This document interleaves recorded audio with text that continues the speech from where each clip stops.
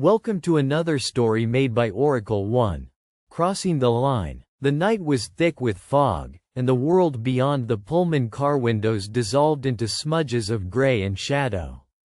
Inside the luxurious train's sleeping car, lanterns hung low, casting a warm golden glow that mingled with the steady hum of the engine.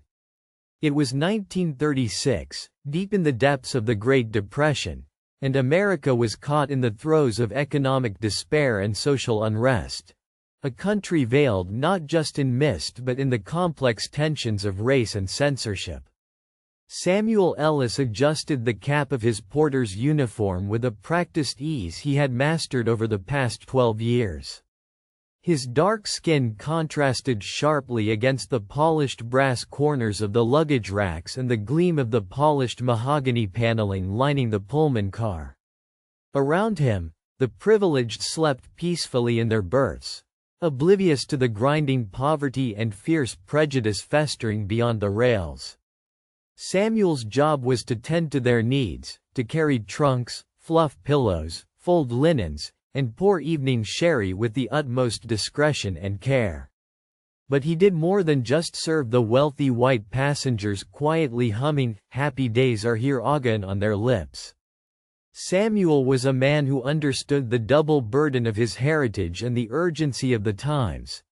A black man who had mastered subterfuge and bravery to defy the oppressive boundaries drawn by society. Tonight, he carried a secret. A small handful of writers, voices deemed too dangerous by the authorities, were fugitives fleeing persecution for their words. These writers, blacklisted and chased, scribbled forbidden truths beneath the nose of oppression. Some were radicals, others were simply the truth-tellers exposing the deep scars of injustice. They were hunted by the FBI, their literature banned, their names struck from the literary world. But Samuel was the silent highwayman of the rails, smuggling these writers in under the noses of those who would see the voices silenced. Published works that exposed, inspired, or incited change now had to be spread in the shadows. Samuel hid these brave souls in the luggage compartments behind false panels and under false bottoms, an underground network of resistance wrapped in the smooth veneer of the Pullman service. This night, in particular, was a test of his nerve and cunning. The train was the Crescent Limited, traveling from New Orleans to Chicago, a vital artery of movement through the racially segregated South to the more industrialized North. Samuel's knowledge of each train's schedule, every creak and thud along the rails, was auctioned off alongside crates of fine wines and heavy trunks to the white elite unaware that the burden of freedom and rebellion clattered silently overhead. "Damn," he muttered to himself, gingerly sliding aside a thick leather-bound suitcase. Inside the hidden compartment lay a trembling figure, wrapped in a threadbare coat. Elias Harper, a Negro writer once lauded for his fierce commentary on labor strikes and race riots until the censors took notice. Now, he risked exposure at every station. "Sam, you ever scared?" Elias's voice was low, thick with fatigue but laced with unyielding will. Samuel grinned faintly, though his eyes scanned the corridor for the passage of conductor or guard. "Every day, brother. But sometime fear is the only thing standing between us and the line they don't want us crossing." Elias nodded, forcing a weak smile. "I owe you my life. Without you, I'd be a story in the wind. I just do what needs doing," Samuel replied. This was more than a job.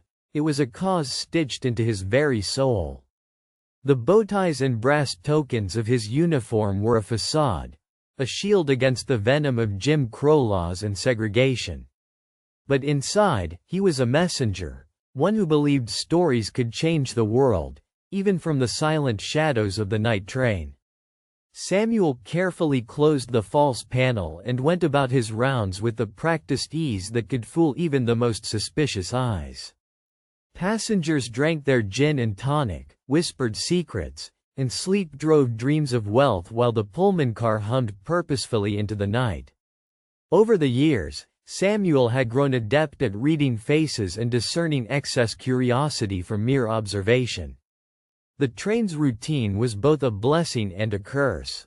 In a world where railcars were microcosms of rigid social structures, segregated seating, the veil of silence forced upon the porters, Samuel had found a way to subvert that order.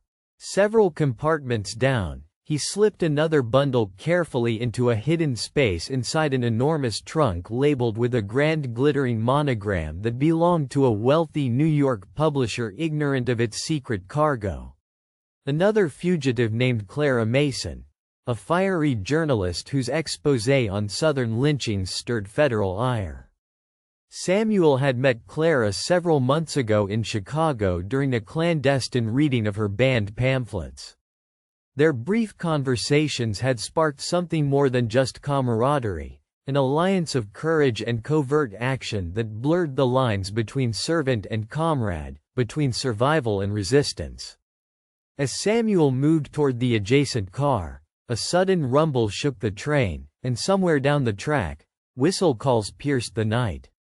Passing through small towns and stations, the train glided between moments of tense vigilance, each stop a potential trap.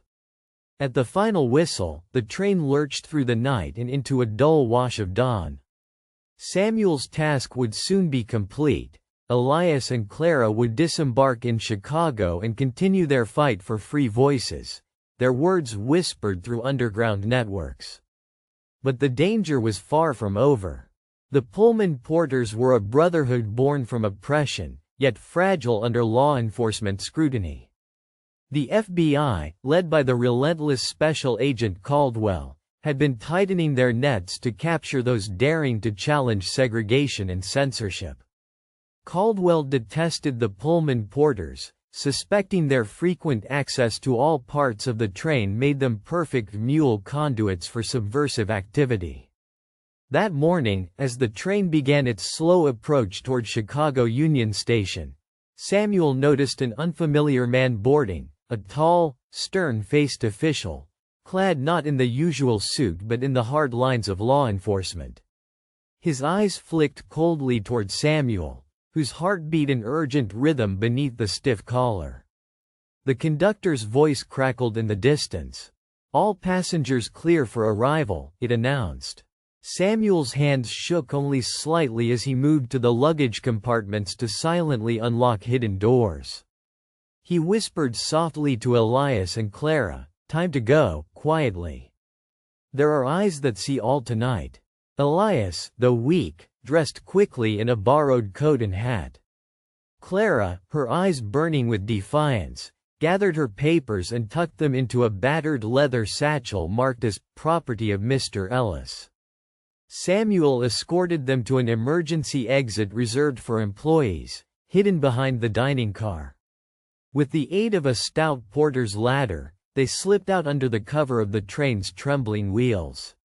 Outside, the Chicago air was cold and damp, thick with the distant murmur of angry factories and the clang of streetcars. The city was a mosaic of hopes and fears, race riots and whispered rebellions. Samuel paused, watching as Elias and Clara disappeared into the gray morning fog. Then, he turned back toward the train, his weary frame resolved for the journey back to New Orleans. There were others counting on him, others needing shelter in the shadows of plaintive trains cutting through the American landscape. He walked quietly back to his berth where an old suitcase awaited, a symbol of burdens carried and battles fought. Sliding into the worn seat by the window, he watched the city awaken, the skyline unabashedly promising freedom, if only for a fleeting moment. The work was perilous and exhausting, but Samuel knew it was essential. Stories were bullets fired in the war for dignity and equality. Each life hidden in luggage compartments was a spark of hope crossing the invisible line society feared. Underneath the polished veneer of the Pullman car, Samuel Ellis was more than porter. He was a fearless courier of liberation, a guardian of voices that refused to be silenced. For more stories, like and subscribe.